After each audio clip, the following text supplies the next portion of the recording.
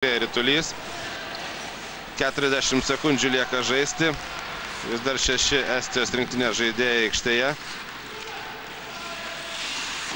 Dar kartą Lietuvos rinktiniai pavyksta pristabdyti atakas. Na ir yra proga pelnyti įvartį. Vartai tušti.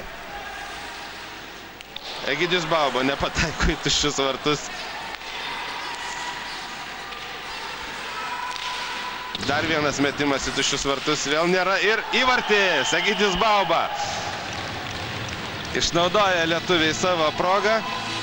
Estijos rinktinė nugalėta 4-1. Dabar tai jau galima teikti galutinai.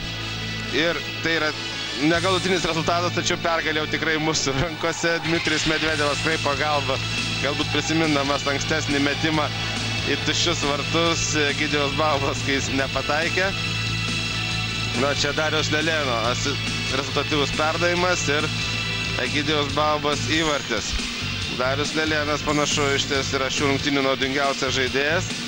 Stebisi Egidijus Bauba, kad nepataikė pirmą kartą į tuščius vartus. Sveikina ir Dmitrijus Medvedevas. Būna ir taip. 4-1 Lietuvos rinktinė pirmauja, liko žaisti 10 sekundžių iki rungtynių pabaigos ir galim pasidžiaugti, gerbiami ledo ritulio gerbėjai, kad šiandien išgirsime Lietuvos himną po šių rungtynių. Lietuvos rinktinė iškovoja pirmąją pergalę. Taip ir baigėsi rezultatu 4-1. Sveikiname Lietuvos rinktinę. Tai iš ties pagerina ir pakelia nuotaiką ir patiems žaidėjams, ir visiems ledo ritulio gerbėjams.